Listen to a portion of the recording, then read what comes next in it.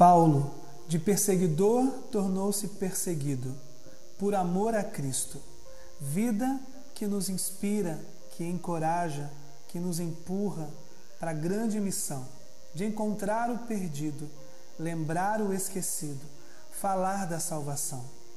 Paulo nos lembra que todo salvo é um missionário, todo seguidor de Cristo é evangelista, e ele fez isso de todas as formas, por todos os meios, no mundo inteiro, para alcançar a todos, até o seu último suspiro de vida. Onde aumentou o pecado, a graça transbordou.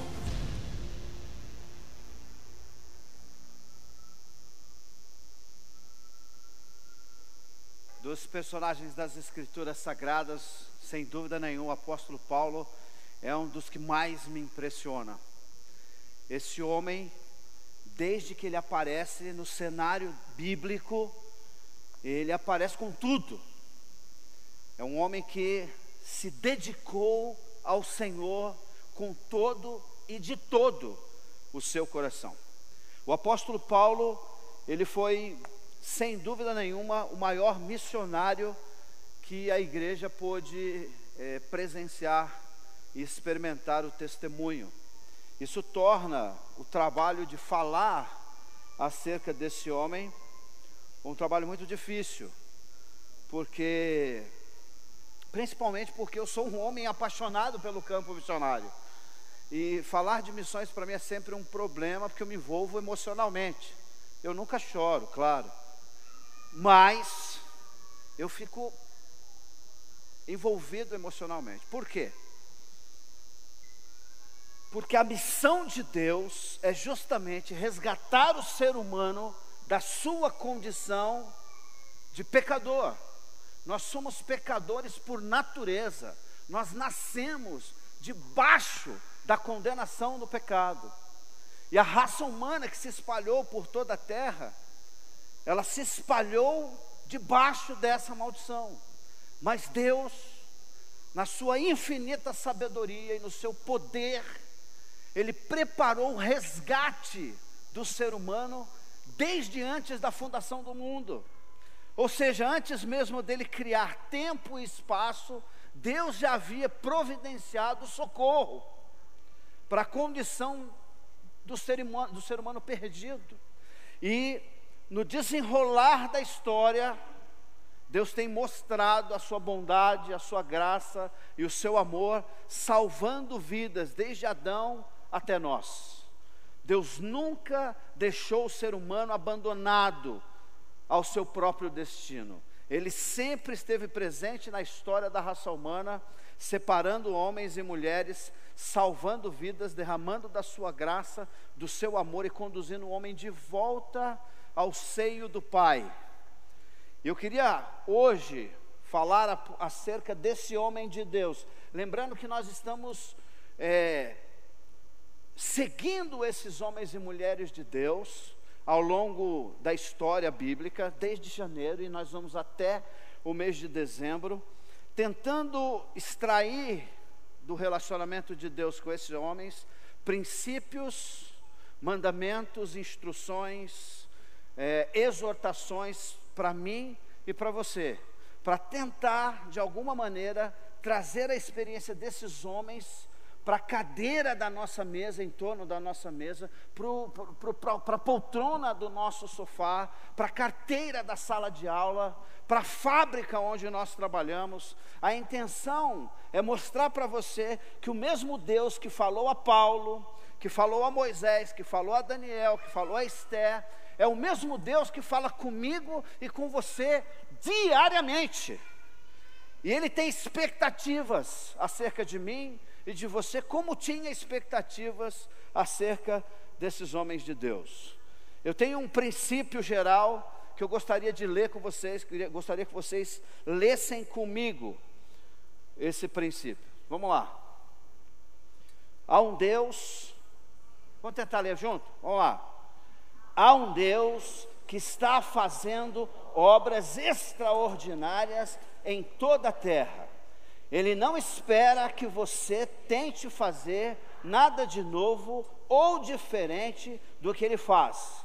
Ele apenas espera que você se una a Ele em total obediência. Amém, irmãos? Gostaria que vocês abrissem as suas Bíblias no livro de Atos dos Apóstolos. Nós vamos ler 2 porções desse texto, quando o apóstolo Paulo é introduzido no cenário histórico bíblico e como Deus começa a obra na vida desse homem. É algo que realmente mexe comigo, eu espero que mexa com você também. Atos capítulo 7, nós vamos ler a partir do verso 54. Quem achou, diga achei.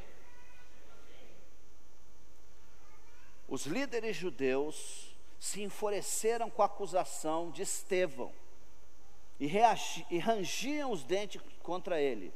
Mas Estevão, cheio do Espírito Santo, olhou firmemente para o céu e viu a glória de Deus, e viu Jesus em pé no lugar de honra, à direita de Deus. Olhem, disse Estevão, vejo os céus abertos e o Filho do Homem em pé no lugar de honra à direita de Deus. Eles taparam os ouvidos e aos gritos lançaram-se contra Estevão, arrastaram-no para fora da cidade e começaram então a apedrejá-lo. Seus acusadores tiraram os mantos e os deixaram aos pés de um jovem chamado Saulo. Enquanto atiravam as pedras, Estevão orou, dizendo: Senhor Jesus, recebe o meu espírito. Então caiu de joelhos e gritou: Senhor, não os culpes por esse pecado. E com isso adormeceu. Verso 1 diz assim: E Saulo concordava inteiramente com a morte de Estevão. Uma grande onda de perseguição começou naquele dia e varreu a igreja de Jerusalém. Todos eles, com exceção dos apóstolos, foram dispersos pelas regiões da Judéia e de Samaria. Capítulo 9. Enquanto isso, Saulo, motivado pela ânsia de matar os discípulos do Senhor, procurou o sumo sacerdote e pediu carta para as sinagogas em Damasco, solicitando que cooperassem com a prisão de todos os seguidores do caminho, homens e mulheres que ali encontravam-se, para levá-los como prisioneiro a Jerusalém. Quando se aproximava de Damasco, de repente, uma luz do céu brilhou ao seu redor. Ele caiu no chão e ouviu uma voz que lhe dizia: Saulo, Saulo, por que você me persegue? Quem és tu, Senhor? Perguntou ele. E a voz respondeu: Sou Jesus, a quem você persegue. Agora, levante-se e entre na cidade, onde lhe dirão o que fazer. Os homens que estavam com Saulo ficaram calados de espanto, pois ouviram uma voz, mas não viam ninguém. Saulo levantou-se do chão, mas ao abrir os seus olhos, estava cego. Então o conduziram pela mão até Damasco. Lá permaneceu cego por 3 dias, e não comeu nem bebeu coisa alguma. Havia em Damasco um discípulo chamado Ananias. O Senhor o chamou numa visão. Ananias. Sim, Senhor, respondeu ele. O Senhor disse: vá à rua direita, à casa de Judas. Ao chegar, pergunte por um homem de Tarso chamado Saulo. Ele está orando nesse momento. Mostrei-lhe numa visão um homem chamado Ananias, chegando e impondo as mãos sobre ele, para que voltasse a enxergar. Ananias, porém, respondeu ao Senhor: Senhor, ouvi muita gente falar das coisas horríveis que esse homem vem fazendo ao teu povo santo em Jerusalém. E ele tem autorização dos principais sacerdotes para prender todos que invocam o teu nome. O Senhor então disse: vá, pois Saulo é o instrumento que eu escolhi para levar minha mensagem aos gentios e aos reis, bem como ao povo de Israel. E eu lhe mostrarei a ele quanto deve sofrer por causa do meu nome. Ananias foi e encontrou Saulo.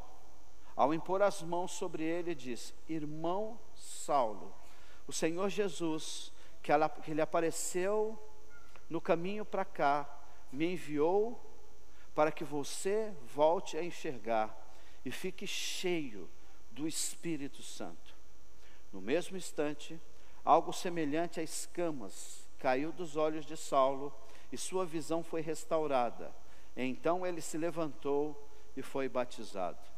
E depois de comer, recuperou as forças. Vamos ler o 21? Todos os que ouviam ficavam admirados.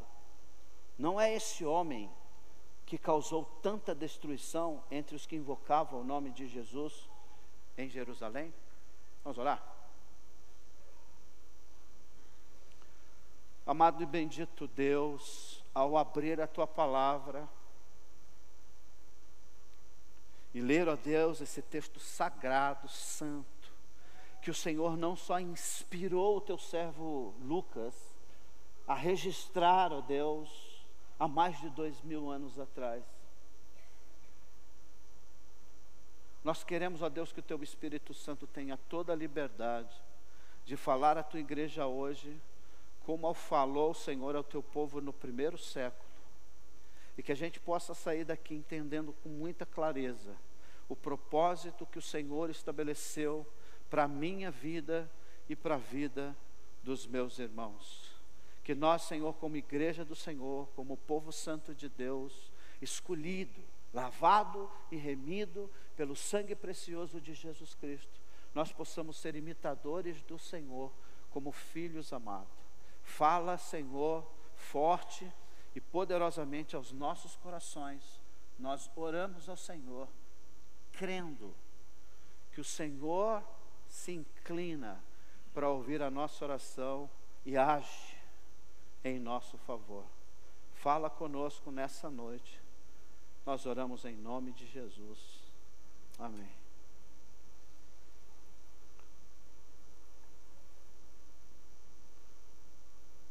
Nesse texto que nós acabamos de ler, nós temos 3 personagens que aparecem de modo muito claro. 3 personagens. E nesses 3 personagens nós encontramos princípios muito claros do que Deus faz e quer fazer no meio do seu povo e na nossa vida. 3 personagens interessantes. E todo um enredo ao redor. O primeiro é Estevão. Estevão, cheio do Espírito Santo, começa a pregar o Evangelho em Jerusalém. Isso incomoda os judeus de Jerusalém de tal maneira que eles ficam tomados de ira contra Estevão. Agora, irmãos, é muito interessante esse texto de Atos capítulo 7, porque às vezes a gente deixa passar desapercebido coisas importantes. Por exemplo, olha só o versículo 54 que ele diz. Versículo 54, olha só. Os líderes de judeus em Jerusalém enfureceram-se com a acusação de Estevão. Mas Estevão, cheio do Espírito, verso 55, olhou firmemente para o céu e viu a glória de Deus. Olhem, disse Estevão, verso 56, vejo os céus abertos e o Filho do Homem em pé num lugar de honra. Eles taparam os ouvidos e aos gritos se lançaram contra ele. Arrastaram para fora da cidade e começaram a apedrejá-lo. Seus acusadores tiravam o manto e colocavam aos pés de Saulo. Enquanto atiravam as pedras, Estevão orou. Então, olha só que texto super interessante. Então caiu de joelhos e gritou: Senhor, não os culpes por este pecado. O texto diz que depois disso, no verso 1, uma grande onda de perseguição começou a varrer a igreja de Jerusalém. Olha só que coisa interessante, o capítulo 8. Começa dizendo que uma grande perseguição começou a varrer a igreja de Jerusalém. Irmãos, por que a perseguição? Porque uma grande perseguição surgiu naquele tempo. É simples. O Senhor Jesus Cristo, quando ressuscitou e se encontrou com seus discípulos, Ele havia dado uma ordem a eles. Ele havia dado uma ordem aos seus discípulos. E a ordem foi a seguinte: vocês vão e esperam que eu vou mandar o meu Espírito. E quando eu mandar o meu Espírito, vocês serão minhas testemunhas em Jerusalém. O que mais? Samaria, toda a Judéia e até os confins da terra. Para a coisa ficar mais forte, ele diz: toda autoridade me foi dada no céu e na terra. A intenção de Deus com o povo de Israel, naquele momento, aqueles discípulos que estavam juntos, em nome de Jesus, é que aqueles homens e mulheres, ao receberem de Deus o Espírito Santo, saíssem, que eles deveriam sair, se espalhar e anunciar o Evangelho do Senhor até os quatro cantos da terra, ou como disse o próprio Jesus, até os confins da terra. Não era para ficar em Jerusalém, não era para ficar ali reunido, se deleitando com todas as bênçãos espirituais que estavam sendo derramadas sobre a igreja naquele lugar. Não! A ordem do Senhor é que a igreja, ao receber poder, fosse testemunha até os confins da terra. E se você ler o texto de Atos capítulo 2 até o Atos capítulo 7, eles fizeram exatamente o oposto do que Deus havia mandado. Eles fizeram o oposto. Deus mandou o Espírito, uma obra extraordinária começou a acontecer, gente começou a se converter, até saindo pelos ladrões. E ao invés deles cumprirem o que Deus havia ordenado, eles se reúnem em Jerusalém. E ali eles começam então a se reunir dia a dia no templo, orando, partindo pão. Não foi isso? Estou certo ou estou errado? A coisa estava boa demais. Me lembra até aquele texto de Jesus indo ao monte, e Pedro, Tiago, João ali, desfrutando daquela imagem celestial. E eles dizem assim: Senhor, vamos fazer uma tenda aqui. Eu faço uma para o Senhor, uma para Moisés, outra para Elias. Não tem problema não, a gente dorme ao ar livre aqui mesmo, porque está tão gostoso aqui. Mas Jesus não veio para isso. O propósito de Jesus se revelar àqueles homens não era para fazer uma tribinho ali. Assim como quando ele se revelou em Jerusalém, não é para o povo ficar ali no bem bom. Não. Ele deu uma ordem. E aqui eu quero dizer uma coisa para você, com temor e grande tremor. As ordens que Deus nos dá para serem obedecidas. Não é simplesmente para nos encher de conhecimento. É para nós obedecermos as leis, os mandamentos e ordens do Senhor. E ainda que pareça que Ele não está fazendo nada, Ele é um Deus longânimo. Ele é um Deus que demora a pegar fogo, a se irar. Mas quando Ele se ira, meu irmão, sai de baixo, porque Ele desce o chicote sem dó. Aí você fala assim: nossa, pastor, que Deus é esse? O Deus de Atos capítulo 7. Por causa da desobediência do povo, Deus falou assim: vocês não vão obedecer não? Espera aí que eu vou dar um jeito. Deus providencia que uma grande perseguição varra a igreja de Jerusalém, e com exceção dos apóstolos, todos eles tiveram que se espalhar e cumprir a ordem do Senhor. Paulo sabia disso, quando ele escreveu assim: se eu faço a vontade de Deus por bom ânimo, né? É bom, porque eu tenho satisfação em fazer isso. Mas se eu faço por obrigação, ainda faço cumprindo a minha obrigação. Mas ai de mim, se não pregar o Evangelho. E aqui, irmãos, merece uma atenção nossa. É muito comum a igreja e o povo de Deus, na história fizeram isso várias vezes, nós nos acomodarmos.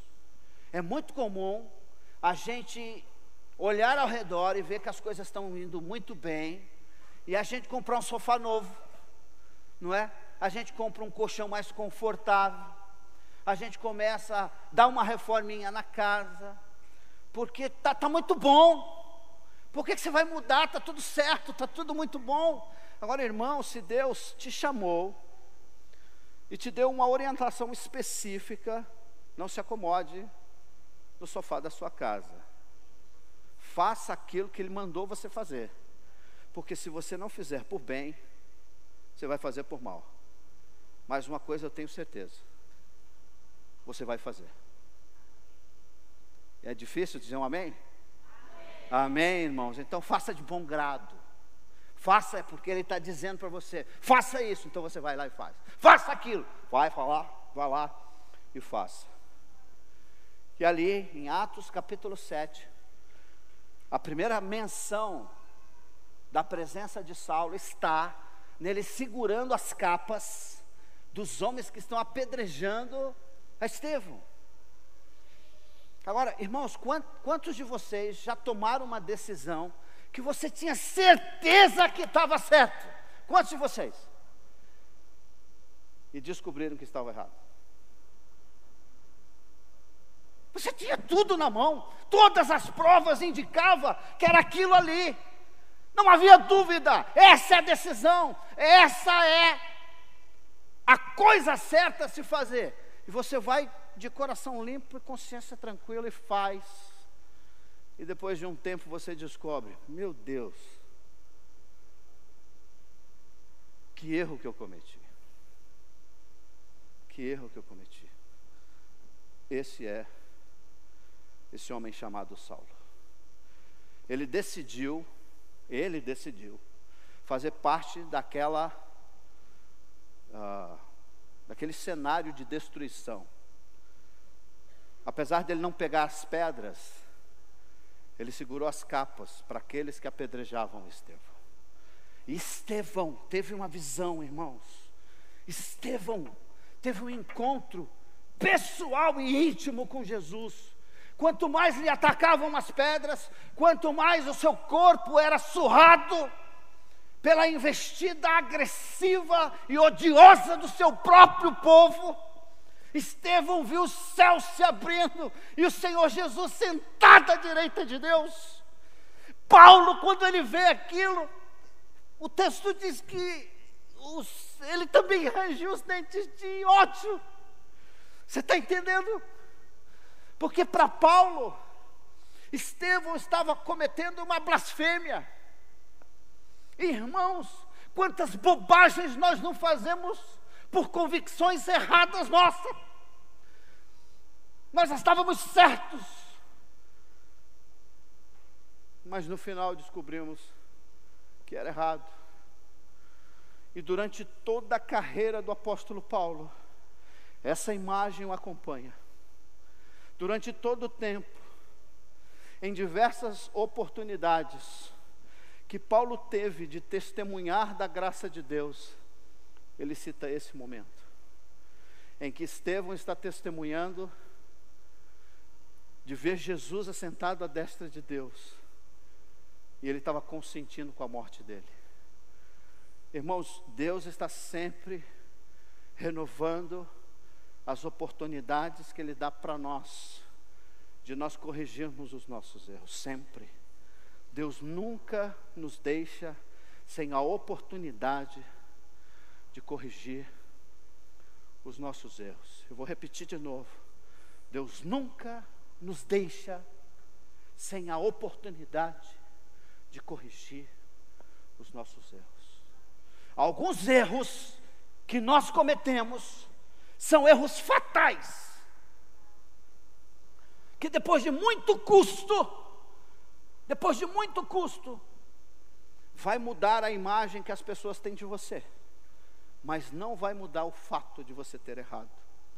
E isso vai acompanhar você durante toda a sua vida.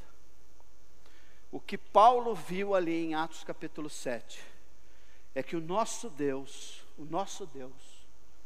Ele nunca abandona os seus fiéis, nunca. Ainda que todas as circunstâncias ao redor digam o oposto. Ele foi abandonado por Deus.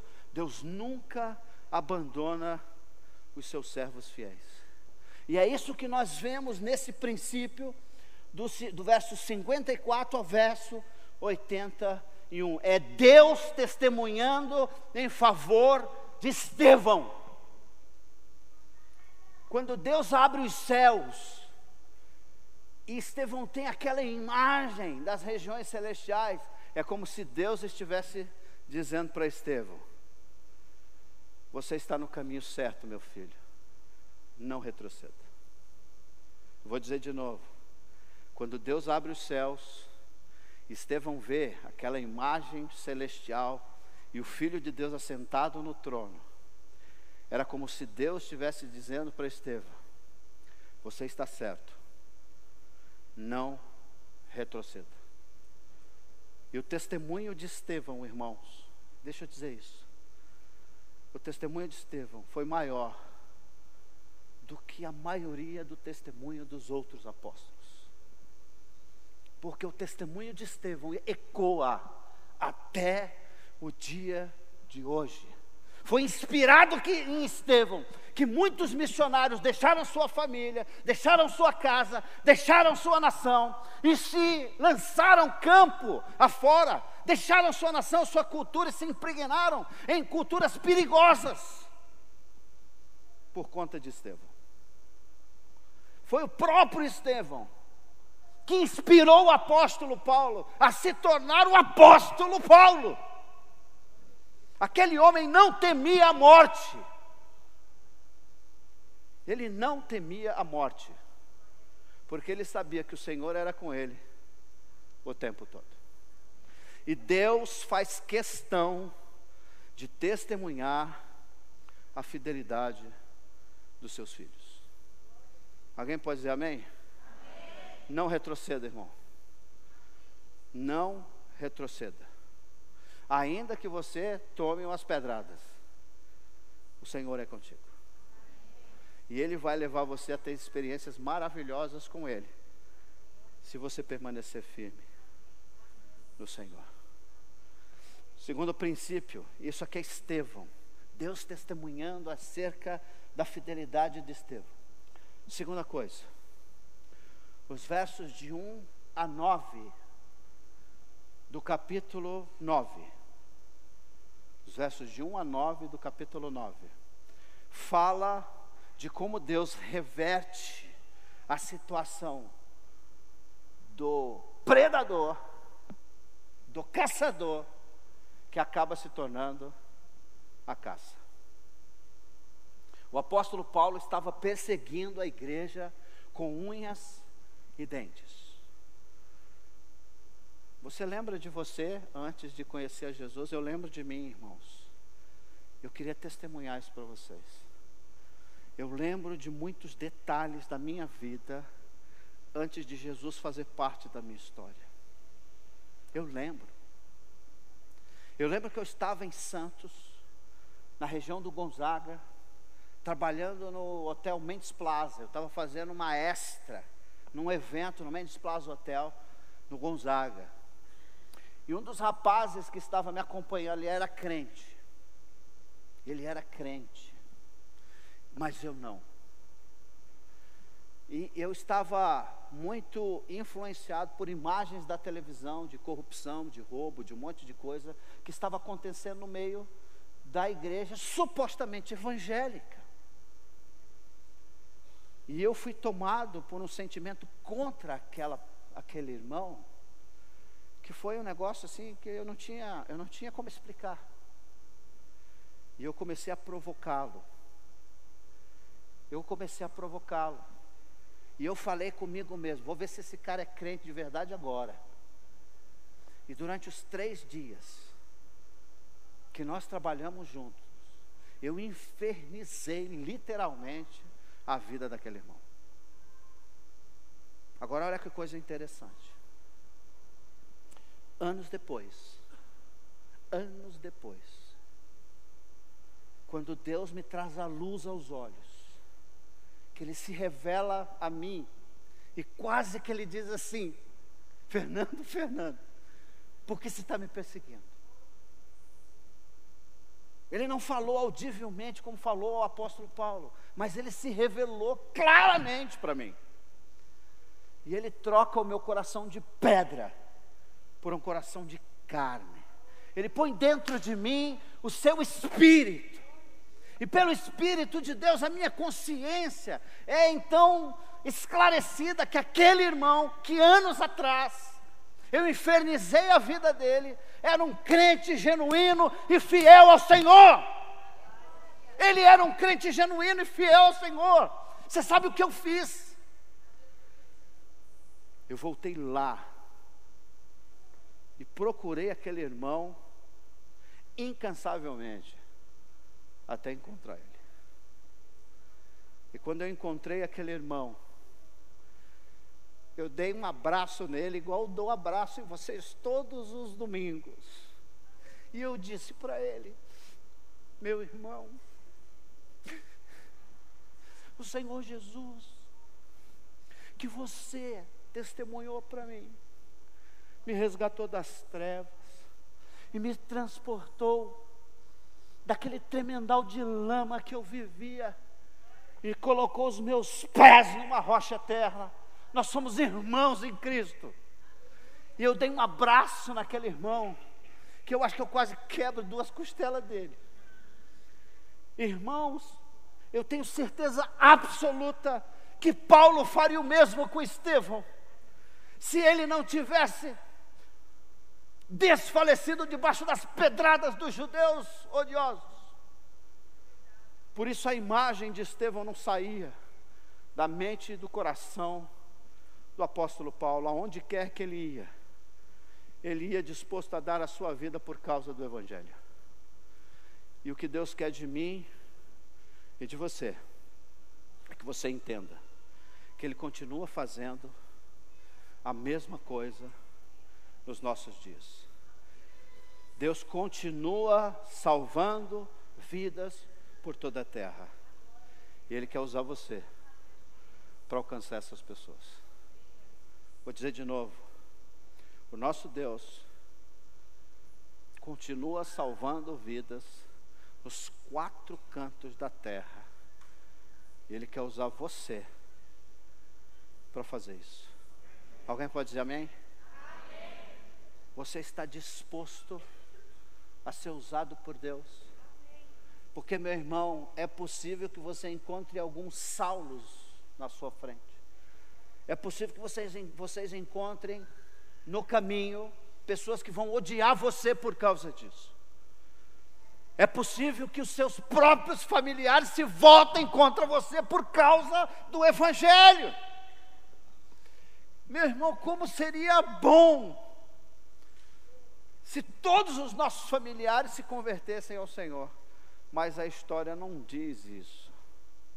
A história diz que, via de regra, no meio do nosso próprio povo, tem pessoas que se levantam rangendo o dente,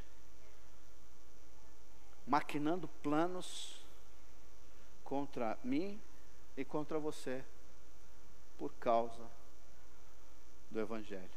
E Paulo sabia disso. Por quê? Porque ele era um desses. que convictos que estava fazendo a coisa certa, ele estava perseguindo o povo de Deus. Olha só que coisa louca. Aquele homem achava que estava servindo a Deus, prendendo cristãos, agredindo, esbofeteando e lançando no cárceres todos aqueles que se diziam seguidores de Jesus. Até que Jesus aparece para ele, como apareceu para Estevão. Fantástico.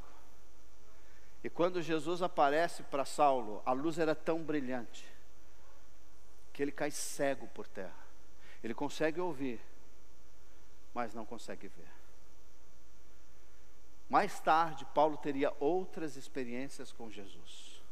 Mas naquela experiência no caminho de Damasco, aquela foi a experiência mais marcante na vida do meu irmão Paulo de Tarso, que o acompanharia por toda a sua vida. Irmãos, cuidado para você não abraçar causas furadas.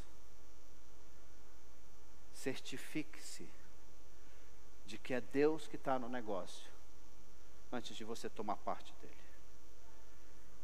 Porque muitas pessoas vão olhar para você e vão seguir o seu exemplo.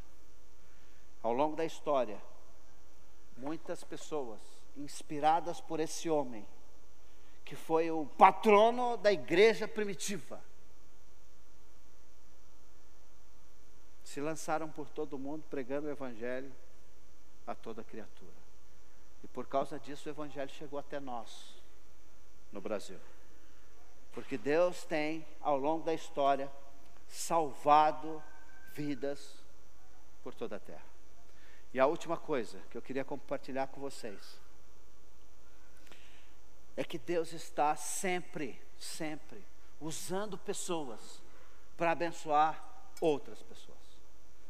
O discipulado cristão é feito através de crentes investindo na vida de crentes, homens de Deus investindo na vida de homens de Deus. Por isso, Jesus não curou Paulo assim. Ele poderia? Sim. Será que Jesus poderia ter curado a cegueira de Paulo a caminho de Damasco? Sim ou não, irmãos? Por que ele não fez isso?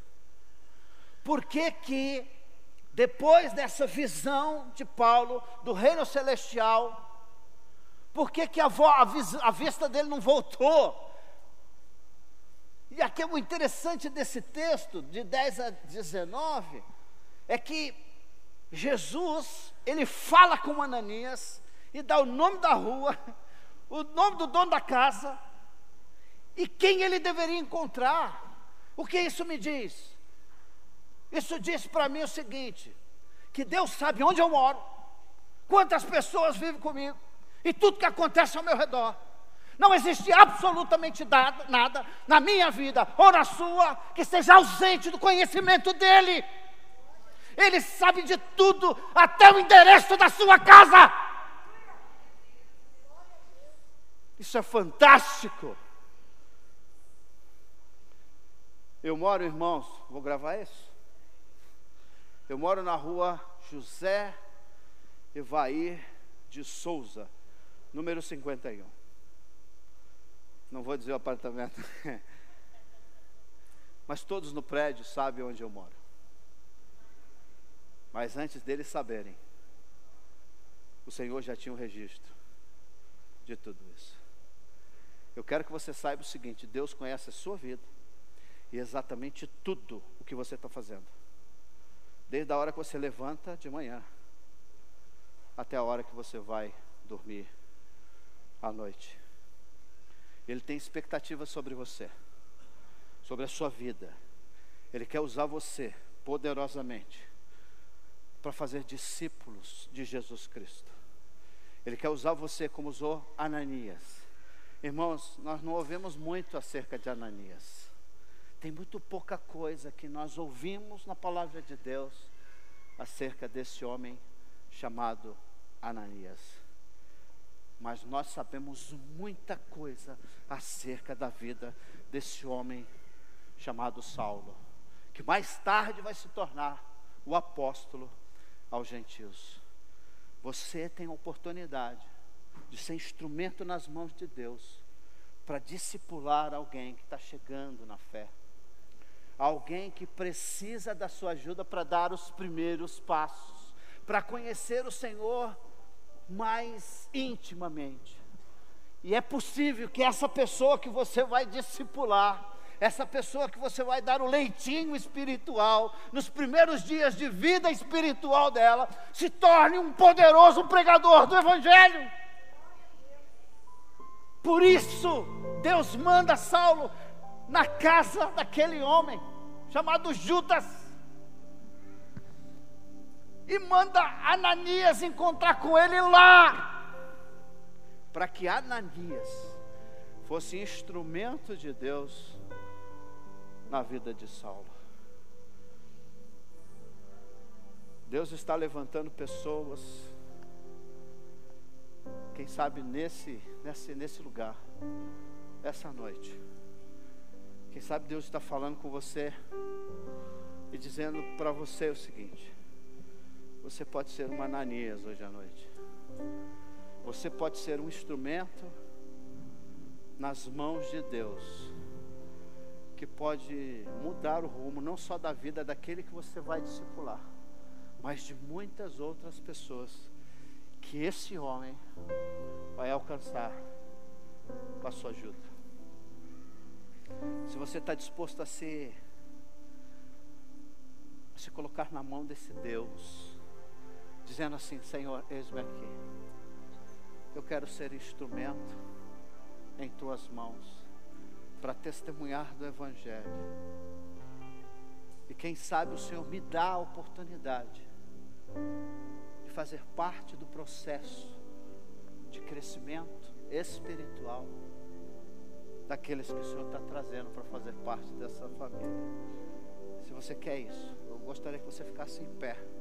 Nós vamos louvar o Senhor e vamos orar juntos, pedindo a capacitação do poder e do Espírito de Deus, e oportunidade para cumprir aquilo que o Senhor nos chamou para realizar.